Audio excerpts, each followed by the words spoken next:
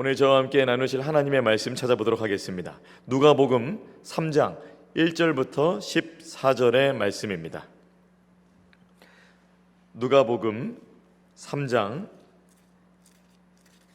1절부터 14절의 말씀입니다. 제가 가진 성경 신약 91쪽입니다. 신약 91쪽 누가복음 3장 1절부터 14절의 말씀입니다.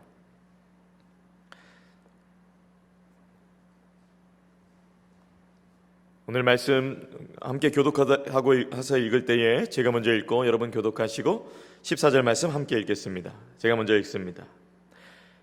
디베르 황제가 통치한 지 15해 곧 본디오 빌라도가 유다의 총독으로 헤롯이 갈릴리의 분봉왕으로 그 동생 빌립이 이두레와 드라고니 지방의 분봉왕으로 루사니아가 아벨레네의 분봉왕으로 안나스와 가야바가 대제사장으로 있을 때에 하나님의 말씀이 빈들에서 사가랴의 아들 요한에게 임한지라.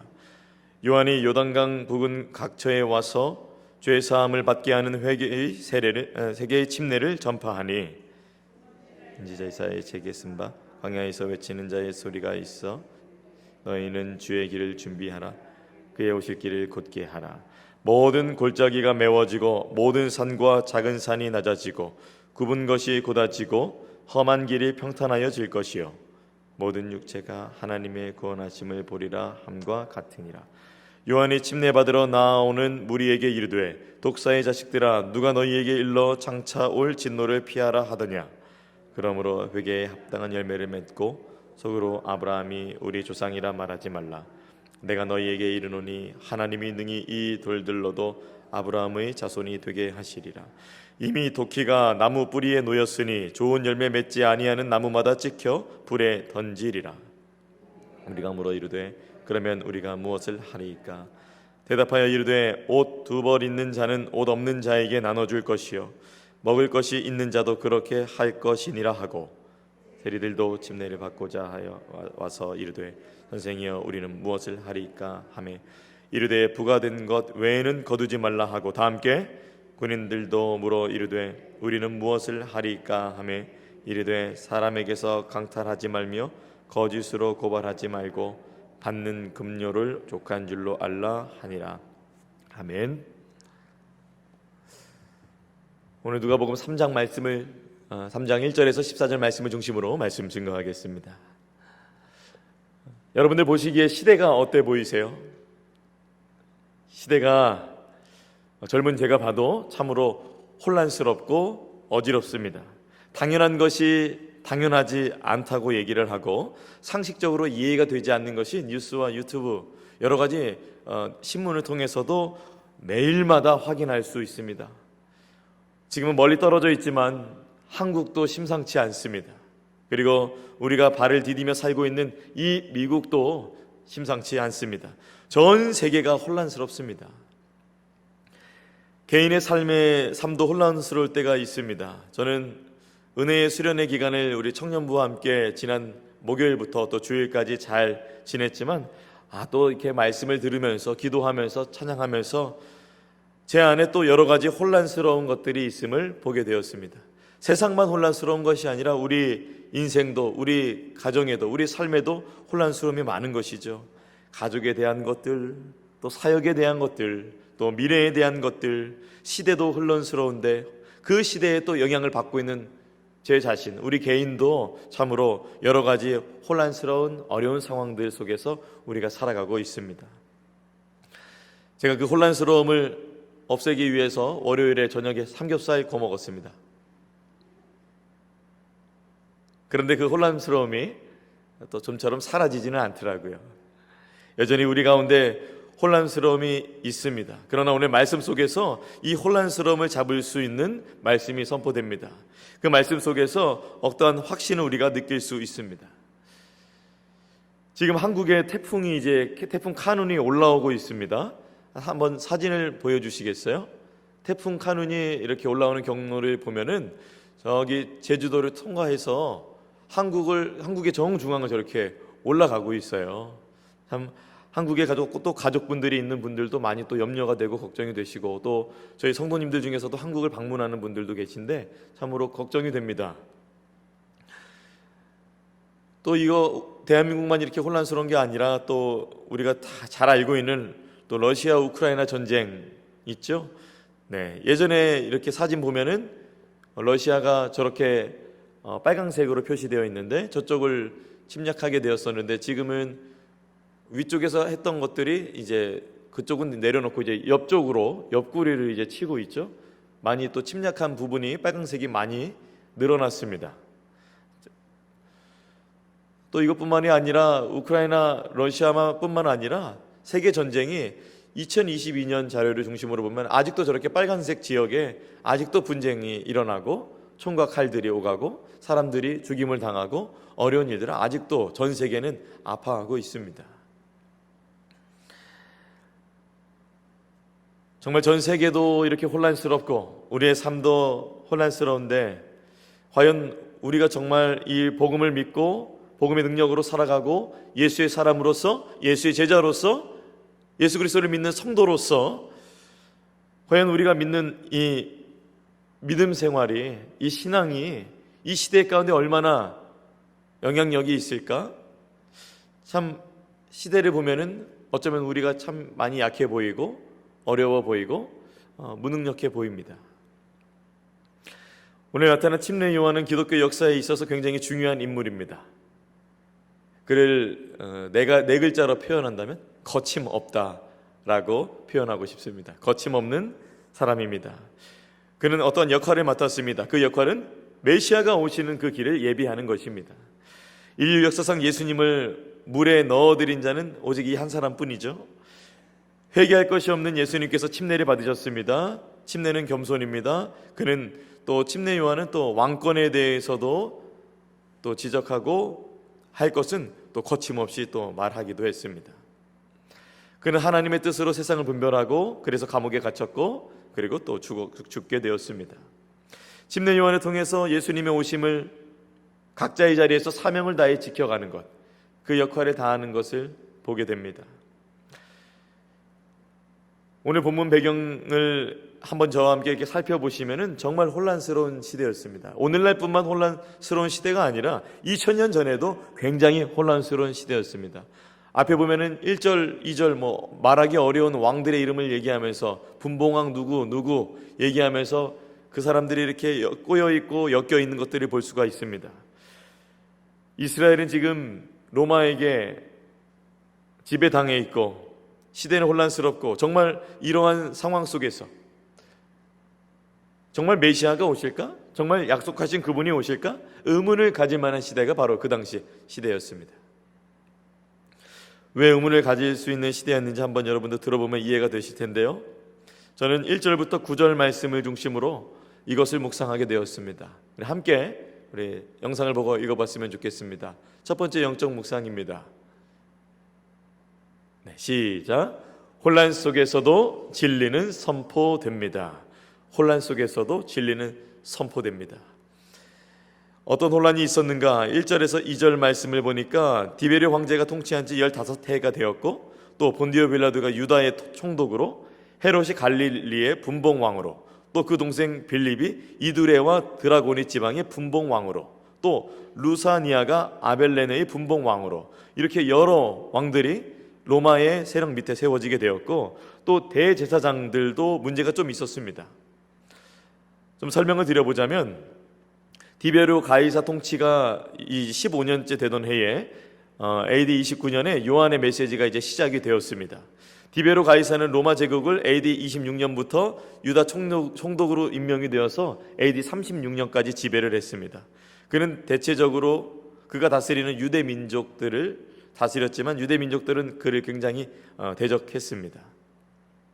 또 여기에 헤롯은 헤롯 안티파스로서 BC 4년에서 AD 39년까지 티베리우스에서 갈릴리까지를 다스렸습니다. 얼마나 이 작은 땅에 이 왕들이 많이 들어서 있는 것을 보면은 얼마나 이런 치열한 것이 있었는지 알 수 있습니다. 또 그 동생 빌립은 BC 4년에서 AD 34년 동안 요단의 동쪽 지역을 다스렸습니다. 헤롯의 도읍지는 가이사랴 빌립보에 있었습니다. 또 다마스쿠스 북쪽에 있는 아벨레네를 지배하고 있는 루사니아에 관해서는 또 알려진 바는 없지만 오늘 또 등장하게 됩니다. 또 이 침례 요한의 사역은 안나스 제사장, 대제사장과 또 가야바 대제사장 때 이루어졌는데, 사실 이 안나스 대제사장이 AD 6년에서 AD 15년까지 대제사장이었지만 로마 정권에 의해서 물러나게 되었거든요. 그러면서 그의 양자인 가야바가 대제사장 자리에 앉게 되었습니다. 그런데 꼭두각시에 불과했습니다. 안나스가 물러났지만은 가야바가 있는 그 자리를 안나스가 계속해서 영향력을 끼치면서 이 가야바 뒤에서 조정을 하고, 그리고 많은 사람들도 이 안나스가 물러났지만은 여전히 안나스를 찾아가고 안나스의 리더십 아래에서 이스라엘의 그런 여러 가지들이 진행이 되었습니다.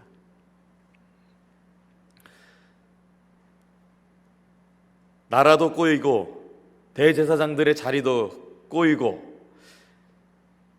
이 이스라엘이라는 나라도 로마 손 안에 있고, 또 지배하는 자들은 자신의 이익을 위해서만 움직이고, 참으로 암울한 시대에 이 하나님의 말씀이 빈들에서 요한에게 임하였다라고 기록하고 있습니다. 시대가 아무리 혼란스러워도 진리는 선포됩니다. 하나님은 쉬지 않으십니다. 그리고 지금도 일하고 계십니다. 시대가 혼탁해도 침례 요한처럼 진리를 전하는 사람들은 여전히 전 세계에 존재합니다. 하나님은 하나님의 구원 사역을 멈추지 않으십니다. 그러나 우리가 때로는 시대를 보면은 하나님이 정말 역사하실까? 일하고 계시나?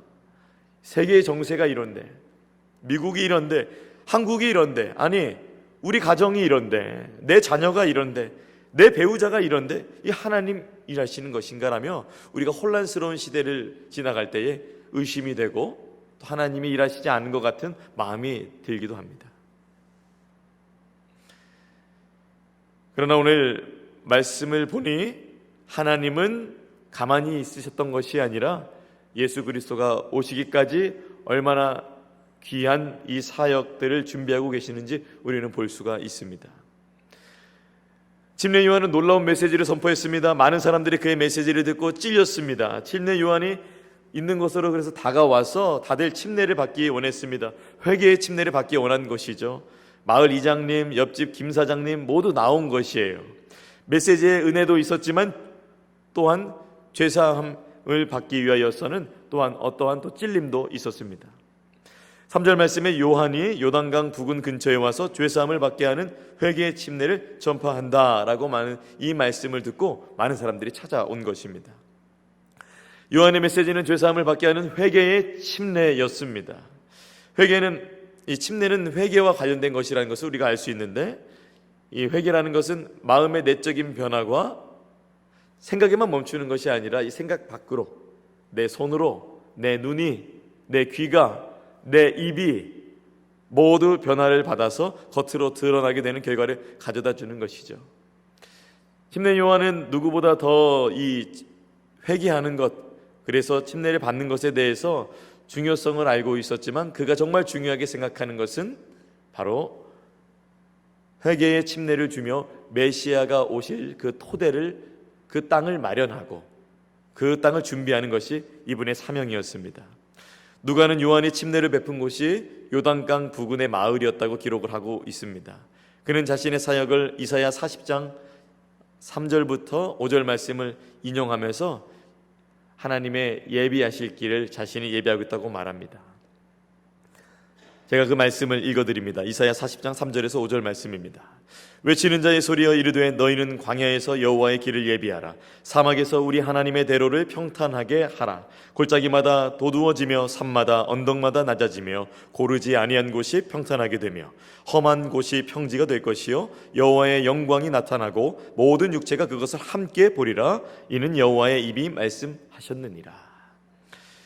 이사야는 하나님께서 바벨론에서 유다로, 지금 저희는 이제 예레미야를 보고 있는데 이제 그 다음 이제 어떻게 되었는지, 하나님께서 포로 생활부터 이제 귀환하는 길을 평탄하게 하셨다는 것을 기록하면서 이 내용을 이 공강복음의 새 기자는 이사야의 말씀을 인용하여서 광야에서 침례 요한의 소리가 있고 그 광야는 평탄해져야 된다. 그분이 오실 것이다. 메시아가 오실 것이라고 말합니다.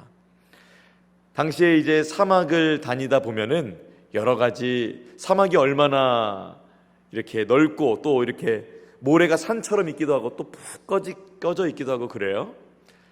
근데 고대 시대에는 이 왕들이 여행할 때 사막을 지날 때에 이 일꾼들이 왕이 여행을 쉽고 편안하게 할 수 있도록 그 앞길에 돌이 있으면 돌을 치워 놓고, 그리고 미리 그 길에 가서 왕이 평탄하게 하기 위해서 너무 언덕진 것은 조금 흙을 좀 내리고, 너무 움푹 파인 것은 좀 흙을 채워서 왕이 갈 수 있는 평탄한 길을 예비했다고 합니다.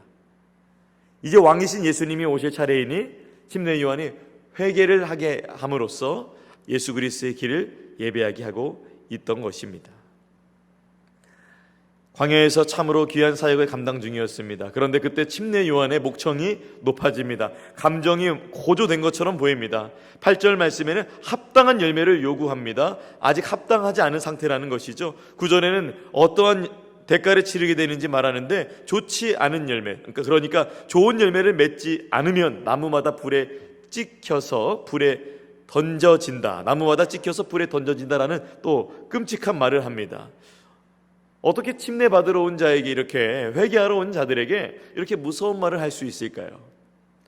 어떻게 보면은 좋은 마음으로 왔으니까 달래주고 잘 오셨다고 해주고, 그리고 칭찬해주면서 이제 열매도 맺으셔야 됩니다, 이렇게 좀 부드럽게 해도 됐는데 양보가 없어 보입니다. 왜 양보가 없을까요? 양보할 수 없는 그 이유는 진리이기 때문입니다. 진리이기 때문에 한 생명도 놓치지 아니하고 하나님께로 잘 인도함을 받게 하기 위해 이 진리의 메시지를 더하지도 않고 빼지도 않고, 또 이 말씀은 나중에 예수님이 그대로 말씀하시는 말씀이기도 합니다. 진리의 말씀이기 때문에 양보가 없습니다. 7절부터 9절 말씀은 그 내용이 담겨 있습니다. 제가 읽어드립니다. 요한이 침례 받으러 나오는 무리에게 이르되 독사의 자식들아, 누가 너희에게 일러 장차 올 진노를 피하라 하더냐. 그러므로 회개에 합당한 열매를 맺고 속으로 아브라함이 우리 조상이라 말하지 말라. 내가 너희에게 이르노니 하나님이 능히 이 돌들로도 아브라함의 자손이 되게 하시리라. 이미 도끼가 나무 뿌리에 놓였으니 좋은 열매 맺지 아니하는 나무마다 찍혀 불에 던져지리라. 무서운 말씀이지만 반드시 들어야 되는 말씀이기에 이 말씀이 들려져야 다시 한번 내 삶을 돌아보고 온전한 삶을 살고 있는지, 온전한 회개의 열매를 맺고 있는지 나아올 수 있기 때문에 이 귀한 메시지가 선포되는 것입니다. 저는 침례 요한이 여러 가지 그의 사역, 그의 시대적 배경, 그리고 이렇게 3절부터 9절 말씀의 거침없는 메시지를 통하여서 시대가 아무리 혼란스러워도 이렇게 하나님께서는 하나님의 사람으로 귀한 진리의 말씀을 선포하셨듯이 오늘날에도 하나님은 여전히 우리 삶 가운데 혼란스럽고, 세계가 혼란스럽고, 우리 가정과 자녀와 배우자와 여러 가지들의 혼란스러운 상황에서도, 그리고 무너지는 교회들이 많고 그렇지 않은 성도들로 인해서 마음의 시험이 어려움이 있어도, 그래도 여전히 하나님의 진리의 말씀은 교회를 통해 선포된다는 것을 저는 다시 한번 믿게 되었고 확신하게 되었습니다. 여전히 우리 마음 가운데, 우리 눈 가운데는 혼란스러운 것들이 많이 나타나고 마음을 흔드는 일들이 있고, 왜 저렇게 되어질까라며 의문을 품는 일들이 여전히 이 믿음의 길에 갈 때 존재하겠지만, 여러분, 우리가 두려워만 하지 말아야 될 것은 하나님은 하나님의 사람들을 위해서 진리의 메시지를 여전히 선포하셔서 이 하나님의 교회는 더욱 강건해지고 좋은 목회자들은 더욱더 자라날 것이며 교회들은 더욱더 온전하게 세워지고 믿음의 성도들은 세워질 것이라고 저는 믿게 되었습니다. 할렐루야. 십자가의 사랑과 부활의 능력을 보여주신 예수 그리스도, 구원해 주시는 하나님의 능력, 그 중심, 그 핵심 예수 그리스도, 다시 오실 하나님의 아들 영원한 왕 예수 그리스도, 그분의 이름은 영광스러우시며 그분의 이름은 영화로우시며 놀라우시며 그분의 역사는 영원하십니다. 할렐루야. 이미 승부는 갈보리 십자가 사건에서 내려졌습니다. 주님이 승리하셨습니다. 승리하신 주님의 핏값 위에, 반석 위에 교회가 세워졌습니다. 2000년이 지난 이 시점에도 교회는 여전히 무너지지 않고 계속해서 복음을 말하고 회개를 말하고 하나님의 말씀을 선포하고 있습니다. 혼란스러운 이 시대 속에서 침례 요한은 세 가지를 전달합니다. 첫 번째는 회개의 침례를 통해 죄사함을 얻는다. 두 번째는 주님의 길을 예비하라, 그분이 오실 것이다. 세 번째는 회개에 합당한 열매를 맺어라. 여전히 혼란스러운 상황 속에서도 여전히 교회는 이 강단에서는 죄사함의 은혜가 선포됩니다. 여전히 시대가 혼란스러워도 이 교회는 다시 오실 예수님을 소망합니다. 여전히 시대가 혼란스러워도 여전히 우리는 회개에 합당한 열매가 정말로 중요한 것임을 선포합니다. 세상이 혼란스럽다고요? 어지럽다고요? 세상이 이런데 하나님이 정말 일하시냐고요? 네, 오늘 말씀 보니까 하나님 일하십니다. 여전히 혼란스러워도 진리의 말씀이 선포됩니다. 그러니 이 혼란스러운 상황 속에서도 하나님의 말씀이 선포되는 이 강단을 신뢰하시고 여전히 회개의 은혜가 선포되고 여전히 다시 오실 예수님을 생각할 수 있도록 소망을 가져다주는 이 메시지를 귀하게 여기시고 그리고 그 회개에 합당한 열매 항상 설교의 끝에 어떻게 사시겠어요? 이렇게 적용이 선포되잖아요. 그 귀한 적용이 여전히 이루어지고 있는 이 강단 속에서 여전히 이 시대는 혼란스럽지만 하나님의 진리는 여전히 선포되고 역사하신다는 것을 믿으시기 바랍니다. 너무 밖의 얘기만 쳐다보고 밖의 소식을 듣다 보면 안에 있던 얘기들을 왜곡하게 되어지죠. 밖의 얘기도 들어야 되겠지만 안에 있는 내용도 함께 들어야 균형이 맞춰지듯이 우리가 세상의 여러 가지 어지러운 소식도 듣고 전해 들어야 하겠지만은 여전히 하나님의 진리의 말씀이 어떻게 또 선포되는지 우리가 그것을 함께 균형 있게 이루어가며 나아가야 될 줄 믿습니다. 이 메시지, 여전히 혼란스러운 시대에 이 메시지가 들려질 때 이 침례 요한 앞으로 나온 무리들이 있었습니다. 저는 이 무리들이 저와 여러분이 되기를 소원합니다. 그리고 구체적으로 9절에 나타난 이 좋은 열매 맺지 않는다는 말을 하는데 그 좋은 열매란 무엇인지가 이제 그 다음에 나타나게 되어집니다. 좋은 열매가 무엇일까요? 저는 10절부터 14절 말씀을 중심으로 이것을 묵상하게 되었습니다. 우리 영상을 보시고 함께 읽어보겠습니다. 시작. 네, 나의 유익은 너의 유익이 됩니다. 그러니까 열매는 상대방에게, 나의 열매는 상대방에게 유익으로 나타나는 것이 열매라고 볼 수 있습니다. 침례 요한이 회개받으러 온 그들에게 열매 이야기를 꺼냅니다. 그러니까 그들이 그 열매가 무엇인지 알고 싶습니다. 그래서 물어봅니다. 침례 요한의 말은 내적인 변화는 반드시 외적으로 드러나야 된다. 열매가 합당하려면 마음과 행동이 일치되어져야 된다라는 것을 말하고 있는 것이죠. 요즘에 저한테 이충희 목사님 살이 조금 빠졌네요 라고 하시는 분들이 있어요. 제대로 보셨습니다. 조금 빠졌습니다. 왜냐하면 심각한 문제가 일어났는데요. 셔츠들이 안 맞기 시작했어요. 셔츠들이 작아질 리는 없어요. 제가 커지고 있는 것입니다.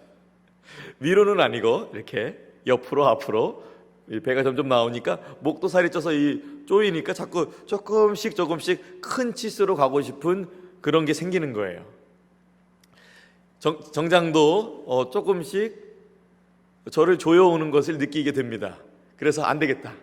그래서 이 안에 있는 지방을 빼내기 위해서 열심히 밤마다 달렸습니다.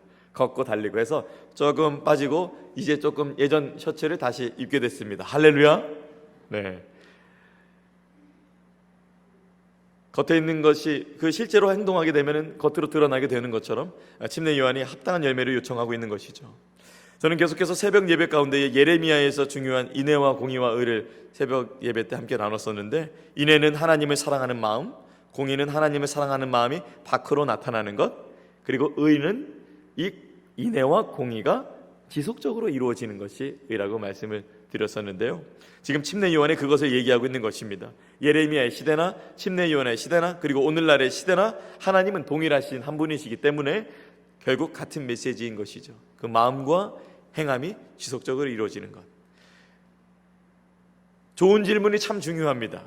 이 침례 요한 앞으로 나온 군중들, 세리, 군인들 모두 그 열매가 궁금해서 내 삶에서 어떻게 해야 되는지 물어봅니다.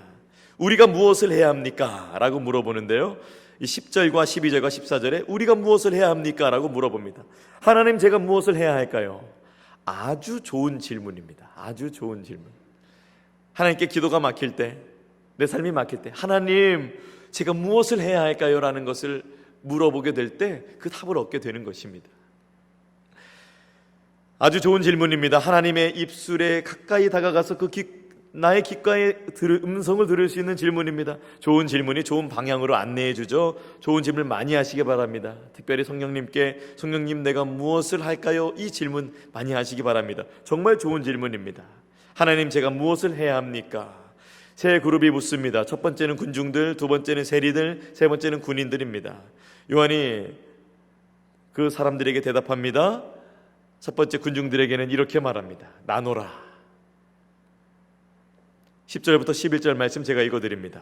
무리가 물어 이르되 그러면 우리가 무엇을 하리이까? 대답하여 이르되 옷 두 벌 있는 자는 옷 없는 자에게 나눠줄 것이요 먹을 것이 있는 자도 그렇게 할 것이니라 하고, 가진 것이 없는 자에게 나눠야 합니다. 이 옷이 없는 자에게 옷을 나눠주라 합니다. 두 벌. 이 침례 요한은 옷이 한 벌밖에 없는데 이 당시에 각 사람들의 생활 필수품을 나눔으로써 회개함을 보여야 했습니다. 합당한 열매를 맺어야 했습니다. 먹는 것도 마찬가지였습니다. 합당한 열매를 그렇지 못한 자에게 나눠야 했습니다. 당시에 사람들은 입는 의복이 튜닉이라고 하는데, 이 튜닉은 셔츠와 같은 옷입니다. 셔츠와 같은 옷인데 당시에는 사람들이 그것을 입게 되면 두 벌씩 입었다고 합니다. 습관적으로. 그래서 그 튜닉이라는 옷을 침례 요한이 말하는 것입니다. 자신에게 두 벌이 있는 것을 한 벌에 나눠라. 회개에 합당한 열매를 나눔으로 나타낸다. 저는 이 말씀을 보면서 부끄러웠던 저의 모습이 생각났습니다. 저희 교회가 바자회를 했죠. 네, 바자회를 했는데 어떤 분이 저를 위해서 말씀하시는 거예요. 제가 거기 뭐가 왔는지 이렇게 둘러봤는데, 목사님 미리 가져가세요. 미리 가져가고 싶은 거예요. 좋은 물건이 많았습니다. 전날 저는 교회에 조금 늦게까지 남아 있었고 교회에 아무도 없었어요. 미리 가져가고, 제가 어제 미리 가져갔습니다 하고 거기다가 이렇게 필요한 금액을 내려놓으면 될 것 같다는 생각이 들었어요. 이렇게 둘러봤더니 필요한 것이 제법 많았습니다. 미리 가져가고 싶었어요. 미리 가져가고 싶었는데 그 순간에 혼자 저희가 다목적 대강당에 혼자 딱 우두커니 서 있는데, 내일 분명히 딱 시작이 돼서부터 시작하는 것인데 내가 어찌 여기서 지금 혼자 뭘 고를까 하고 있을까? 오히려 제 옷을 가져와서 이러이러한 것들이 저렴하게 잘 좋은 분들에게 갔으면 좋겠다라는 마음이 있었으면 좋았을 텐데, 어찌 내가 그 체육관 가운데에서 물건들을 살펴보면서 아무도 없네, 무엇을 가져갈까? 그것이 오늘 말씀을 읽으면서 나눌 생각은 하지 아니하고 가질 생각을 하는 저를 보게 되었습니다. 회개에 합당한 열매가 나눔으로 나타난다는 것, 저에게 울림이 되었습니다. 또한 두 번째, 세리들이 나옵니다. 세리들이 나오는데 그들에게는 당시에는 이 세금을 부과하는 것을 과하게 2번 또는 3번 할 수 있는 그런 권한이, 그런 권력이 있었습니다. 이렇게 12절 13절 얘기합니다. 세리들도 침례를 받고자 하여 와서 이르되 선생이여 우리는 무엇을 하리이까 하매 이르되 부과된 것 외에는 거두지 말라 하고, 침례요한의 메시지를 통해서 선을 그어주는 것이죠. 세리들이 더 거둘 수 있지만 원래 하던 그것대로 하십시오라고 절제를 요청합니다. 그들 자신을 위해서 착복하는 행동으로 당시에 세리들은 악명이 굉장히 높았는데 그들에게 회개에 합당한 삶은 절제였습니다. 군인들이 나왔습니다. 13절 말씀에 군인들도 물어 이르되, 14절 말씀에 우리는 무엇을 하리이까 하매 이르되 사람에게서 강탈하지 말며 거짓으로 고발하지 말고 받는 급료를 족한 줄로 알라 하니라. 강탈, 거짓, 고발, 급여에 족하라. 당시 군인들은 언제나 더 뺏으려고 했고 그래서 더 미움을 받았지만 만족을 느끼고 싶어서 더 강탈하고 뺏고 나라를 위해서 부여받은 그 힘을 자신을 위해서 사용을 했습니다. 그러나 그들도 자족해야 했습니다. 그들에게 합당한 회개의 열매는 자족이었습니다. 참, 회개에 합당한 열매는 다른 데 있는 것이 아니라, 그냥 기도할 때만 있는 것이 아니라 내 생활 필수품이 나눠지는 것, 내 힘이 절제가 되는 것, 그리고 자족하는 것. 이것이 회개에 합당한 삶은 나에게도 굉장히 연결되어 있지만 타인에게도 굉장히 연결되어 있음을 보게 됩니다. 열매 맺고 싶지 않은 나무가 어디 있겠어요? 나무라면 모두 푸르르고 싶고 열매를 맺고 싶은데, 열매 맺지 않는 성도들이 어디 있겠어요? 모두 예수 그리스도의 십자가 사랑의 그 값진, 그 빚진 마음으로, 그 사랑의 마음으로 모두 열매를 맺고 싶어 하잖아요. 근데 오늘 말씀에 그 열매가 무엇인지 조금 더 우리 가운데 구체적으로 말씀해 주고 계십니다. 예수님은 요한복음 15장 5절 말씀에 이렇게 말씀합니다. 나는 포도나무여 너희는 가지라. 내가 그 안에 거하면 사람이 열매를 많이 맺나니 나를 떠나서는 너희가 아무것도 할 수 없음이라. 열매를 맺지 못한다고, 혹은 지금까지 열매를 맺지 못했다고, 회개는 그냥 기도 시간에만 이루어졌지 삶의 회개가 실제로 나타나지 않았다고 두려워하지 마세요. 예수님이 우리의 포도나무가 되어주시고 우리가 그분의 가지가 되었다면 다시 우리가 그분을 의지하며 나아갈 때에 우리는 이 합당한 회개의 열매인 이 귀한 삶으로 나아갈 수 있을 것입니다. 우리 찬양팀 나와주시겠어요? 나와서 반주해 주시면 감사하겠습니다. 요한복음 15장 16에서 17절 말씀, 이 열매를 맺는 궁극적인 이유를 예수님께서 말씀하시는데요, 우리 함께 이 말씀 읽어보겠습니다. 영상에 나와 있습니다. 함께 읽어봅니다. 시작.